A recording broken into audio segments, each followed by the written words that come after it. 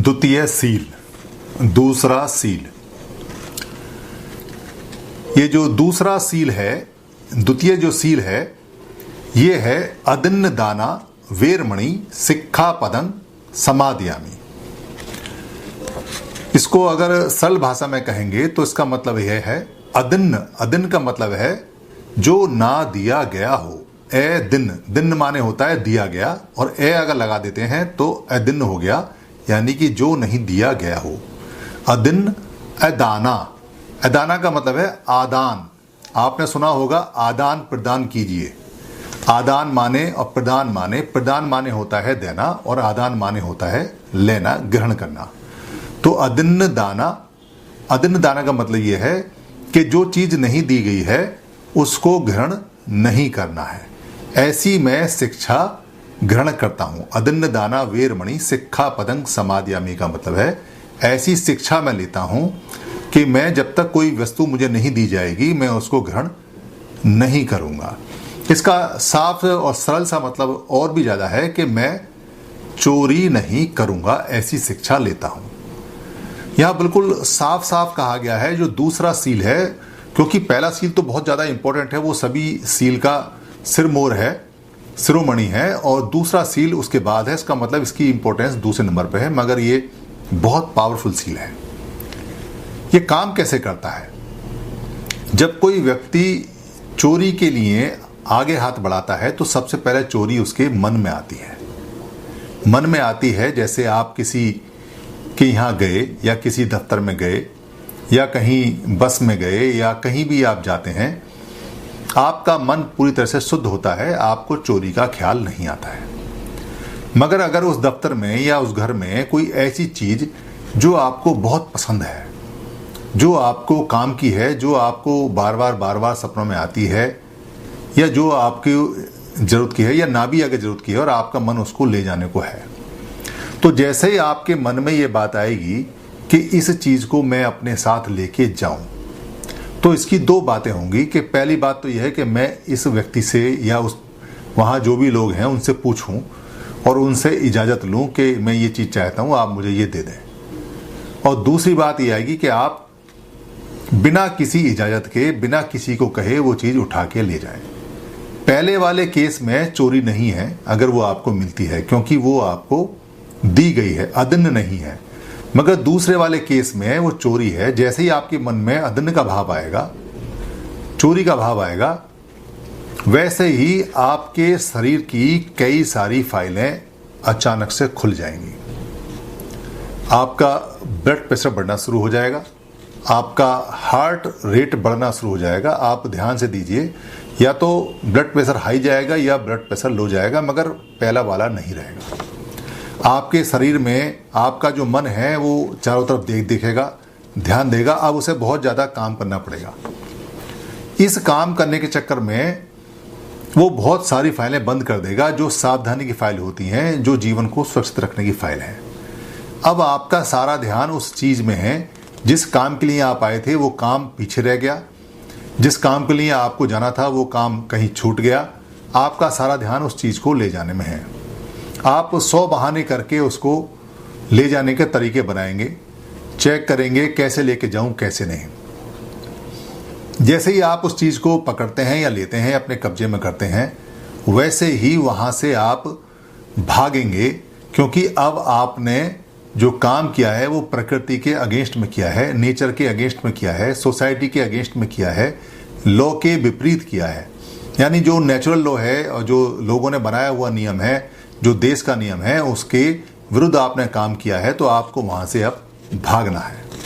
ये भागने की फाइल अचानक से नहीं खुलेगी, ये चोरी के साथ ही एक्टिवेट हो जाती है, और उस चीज को लेके आप वहां से तेजी से निकलेंगे। अगर जीना है तो, लिफ्ट है तो, आप बाइक से आए तो, कार से आए तो, बस में जा रहे हैं तो, या रेलगाड़ी से तो, पैदल तो। अब आपको दिमाग में ये नहीं चलेगा कि आप किस रास्ते जा रहे हैं, सीढ़ियां कितनी हैं, लिफ्ट का दरवाजा बंद हुआ या नहीं हुआ, या पैदल में कोई खड्डा है या नहीं है, सामने कोई पोल गड़ा हुआ है या नहीं, कोई बिजली का खंभा है या नहीं है, कोई आ रहा है या नहीं जा रहा है। अब आपका उद्देश्य सिर्फ ये रहेगा कि आपको किसी ने अगर देख लिया हो या ना देखा हो तो यहाँ से जल्दी से भाग जाएं।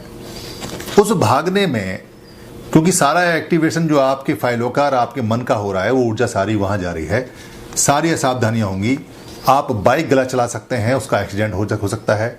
आप सीढ़ियों से रपट सकते हैं, आप खंभे से टकरा सकते हैं, आप लोगों से टकरा सकते हैं, आप बस में चढ़ते हुए गिर सकते हैं।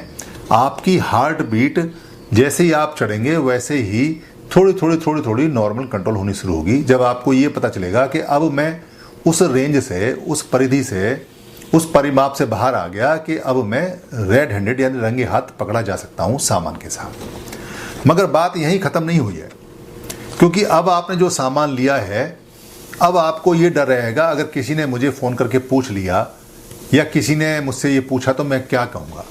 आपका सारा ध्यान, सारी ऊर्जा उस बात में जाएगी कि आपको क्या बहाना बनाना है, क्या बहाना नहीं बनाना है। यहाँ भी जान नहीं छूटी। उसके बाद जब आप जाएंगे, घर जाएंगे, तो घर जाके घर पे जो बच्चे हैं वो पूछेंगे, जो पत्नी है वो पूछेगी, या पति है वो पूछेगा, या माता पिता पूछेंगे ये चीज़ कहाँ से आई। तो उसके लिए आपको बहाना बनाना पड़ेगा। आपका जो मन है, आपका शरीर अभी भी काम पे लगा हुआ है। आप उनको बताएंगे और आपको एक डर हमेशा रहेगा कि ये चीज़ मेरी पकड़ी ना जाए, कोई आके देख ना ले, जहाँ से मैंने चुराई है वो लोग आ ना जाएं, इसका जिक्र ना हो जाए। बात यहाँ भी ख़त्म नहीं होती है। इसके बाद आपको एक डर और रहेगा कि ये जो चीज़ है, ये चीज़ मैंने चोरी की है। जब भी उस चीज़ को आप देखेंगे, बार बार आपके मन में ये आएगा कि ये चीज़ मैंने चोरी की है। इस चोरी करने का जो भाव है, उसकी एक फाइल जनरेट होती है बॉडी के अंदर।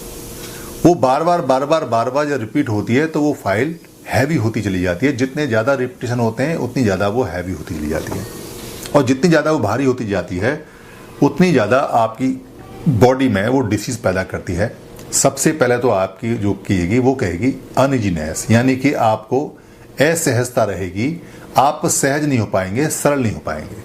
जब भी उसको इस्तेमाल करेंगे आपके अंदर असहज भाव आएगा, जो नेचर के अगेंस्ट आएगा, नेचुरल फीलिंग नहीं आएगी। उसके बाद में पकड़े जाने का डर आपके अंदर हमेशा बना रहेगा। वो 5 ऑलवेज एक्टिवेट रहेगी। किसी ने गलती से फ़ोन करके या किसी और के बारे में पूछा तो हो सकता है कि आप उस फाइल, क्योंकि वो फाइल खुली हुई है, उसके बारे में आप बोलें जो आपने पहले से तैयार कर रखा है। यहाँ पर भी बात नहीं ख़त्म होती। जो फाइल एक्टिवेट हुई है, वो फाइल जो एक बार स्टार्ट हो गई है, वो आगे जाके बड़ी होगी और वो डिसीज़ पैदा करेगी। और आप लगातार अगर चोरी करते रहेंगे तो फाइलें मोटी होती रहेंगी। अल्टीमेटली आपको ब्लड प्रेशर कर देंगी, शुगर कर देंगी, या जो नर्वसनेस है वो कर देंगी, जिसको कहते हैं नर्वस ब्रेकडाउन, वो कर देंगी। बहुत सारी चीज़ें वो पैदा कर सकती हैं। साइड बाय साइड उनसे और भी चीज़ें ख़राब हो सकती हैं। आपको पता भी नहीं चलेगा आपको कि आपके साथ में ये हुआ कैसे। अब अगर आप चोरी नहीं करते हैं और मांग के लाते हैं तो ज़्यादा ये होगा, देने वाला उसको मना कर देगा, या देने वाला कुछ मूल्य मांग लेगा, या देने वाला कुछ समय के लिए देगा, फिर बाद में वापस मांग लेगा या मना कर देगा। मगर इस केस के बाद में आपका मन बिल्कुल शांत रहेगा और आप किसी और तरीके से मेहनत करके या कहीं और तरीके से कुछ पुराना खरीद गए, कुछ नया खरीद गए, या किसी का उधार लेके काम चलाने के लिए कोशिश करेंगे। काम दुनिया में सबके चल जाते हैं। तो चोरी का ये एक एग्जाम्पल है। चोरी का एक एग्जाम्पल ये भी है कि जैसे सपोज आप कहीं बैठे हुए हैं और आपके हाथ में कोई सामान है, उस सामान को आपने रखा और फिर वहाँ से आप जब दोबारा चले तो उस सामान के साथ में किसी का एक मोबाइल आ गया। आपको पता नहीं चला और वो मोबाइल आपके साथ साथ कागजों में लिपटा हुआ, पेपर में लिपटा हुआ, अखबार में लिपटा हुआ, डायरी के बीच में रखा हुआ, वो आपके साथ साथ चल रहा है। जब तक आपको पता नहीं चलेगा कि ये जो मोबाइल है आपके साथ आ चुका है, तब तक आप नॉर्मल रहेंगे। मगर जैसे ही उस मोबाइल की घंटी बजेगी, अचानक ही आप देखेंगे कि ये क्या बजा, मेरे मोबाइल की घंटी नहीं है। आप देखेंगे ये मोबाइल की जो घंटी बजी है, तो एक साथ आपके साथ में 3 बातें होंगी। पहली तो ये होंगी कि इस फ़ोन को उठा के तुरंत बात करें और जिसका ये मोबाइल है उसको बता दें। दूसरा ये होगा कि आप उस फ़ोन को ना उठाएं, और तीसरा ये होगा कि कभी उठाएं कभी ना उठाएं, इस असमंजस में आप चलते रहेंगे। पहली स्थिति में अगर आप उठा के कह देते हैं कि ये मोबाइल मेरे पास है, गलती से आ गया है, मेरे साथ लग के आ गया है, आप ले जाना, तो आप रिलैक्स हो जाएंगे। आपकी हार्ट बीट थोड़ी देर के लिए बढ़ेगी, वो भी आश्चर्य के रूप में, नेगेटिव फीलिंग नहीं आएगी, उसके बाद वो शांत हो जाएगी।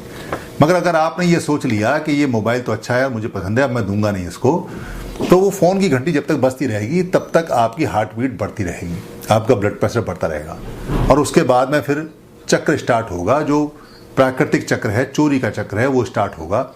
और फिर 100 बातें आपके दिमाग में आएंगी। फ़ोन को बंद कर दूं, दूं या ना दूं, घर पे क्या बताऊंगा, कहीं बेच दूं, कहीं लाऊं, और जब तक वो फ़ोन रहेगा आपके पास में और उसके बाद तक भी वो फाइल बनाता रहेगा जो आपको जीवन भर नुकसान करेगा। कोई किसी का अगर पैसा लेके मार जाता है तो पैसा लेने वाला इतने आराम से नहीं रहता, वो बहुत सड़ सड़ के मरता है। मजबूरी में किसी की बात हो और वो आके कह दे कि मैं मजबूर हूँ, पैसा नहीं दे सकता, तो बच जाएगा, मगर अगर वो चोरी करके भाग जाता है तो फिर वो नहीं बच पाएगा। जो लोग चोरियां करते हैं, किसी भी तरह की चोरियां हैं, चाहे वो सेल टैक्स की चोरी है, चाहे इनकम टैक्स की चोरी है, चाहे गवर्नमेंट की चोरी है, चाहे वो बातों की चोरी है या किसी सामान की चोरी है, किसी भी तरह की जो चोरी करते हैं वो देखने में जरूर लगते होंगे कि इनके बड़े मोटे पेट हैं, इनके पास बड़ा पैसा है, बहुत ज़्यादा सामान है, ये तो बड़े सुख सुविधा से संपन्न हैं। आप अगर रात को या उनके मन से पूछेंगे या अगर वो कभी विपस्सना में जाते हैं तो ऐसे लोग विपस्सना में पहले कोर्स में उछलते हैं, तड़पते हैं, परेशान होते हैं, क्योंकि उनकी फाइलें सारी खुल जाती हैं और जो निकल के सामने आती हैं उन फाइलों को डिलीट करने में हालत ख़राब हो जाती है।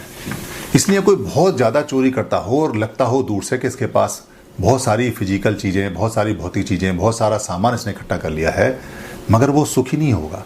सामान रखने से कोई आदमी अगर सुखी होता तो फिर तो सारी दुनिया में सारे सुखी जो डेवलप कंट्री हैं उन्हीं में मिलते हैं। सुख होना इस बात से करता है कि आपका मन कितना शांत है और कितना शुद्ध मन है आपका। जितना शुद्ध मन होगा, जितना शांत मन होगा, उतना सुख आपके पास आएगा। सामान कितना हो या ना हो इससे फर्क नहीं पड़ता। सामान जिंदगी को आसान बना सकता है मगर सुखपूर्वक नहीं बना सकता। मगर इसका मतलब ये नहीं है कि जीने के लिए सामान ही छोड़ दें। ये तो जो भिक्खु हैं या भिक्खुणी हैं उनका काम है।